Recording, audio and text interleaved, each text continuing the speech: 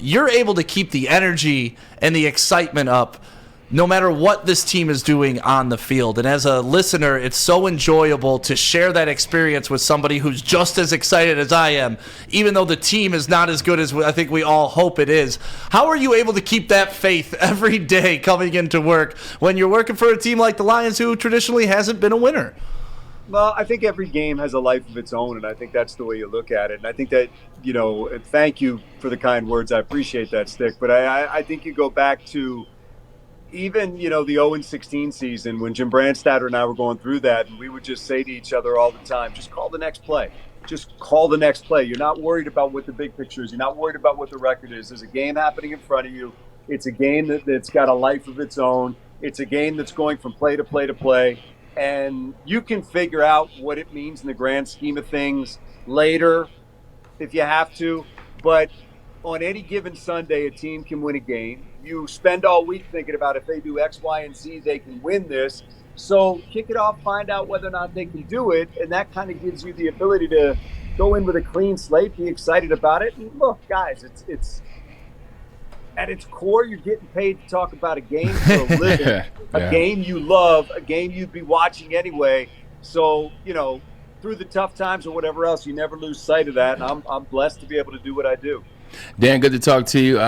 Also excited about the partnership we have now, Fox 2 and WoodwardSports.com. I can't wait to get this thing rolling in the right direction. But just going back to the last 2 weeks, you look at 2 weeks ago, the Detroit Lions, where the team's mindset is, where the team's morale is, where the people around the city are thinking about Dan Campbell and just the rest of the team, versus now 2 wins in a row, 2 divisional opponents, and now you're going into the Giants. Talk about what these 2 wins have kind of done for Dan Campbell and the mindset and the morale of the Detroit Lions.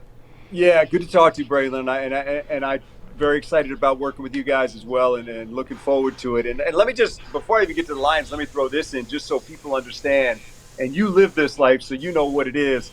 I was talking to a guy in Chicago who covers the Bears and is with them every day, and he basically said, look, 3.5 weeks ago, they wanted to run Justin Fields out of town. Yeah. Now, all of a sudden, he's the best thing since sliced bread. They're not winning, but he's racking up the yards. So it doesn't take much to get sentiment going in your direction. And as far as the Lions are going, what you said earlier is exactly right.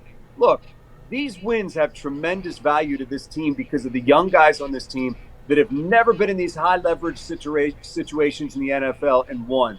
And yet in the last 2 weeks, they were able to slam the door on Aaron Rodgers, and they weren't even going to allow Justin Fields to get going on that final drive. I mean, he never got past his 32-yard line. 32, so, yeah. I mean, these are moments that these guys, as you said a moment ago, can bank. And when you get in them later, you've been there, you've been successful, you know what it takes. And the recipe has been both games they've won the turnover battle. It was Chicago that was committing all the penalties that were shooting themselves in the foot. And that's what the Lions have been doing earlier this year, was losing the turnover battle and shooting themselves in the foot with penalties. So, look, it's you can write it down. It's not that complicated. The execution is where it gets complicated. In the last 2 weeks, they have executed it better.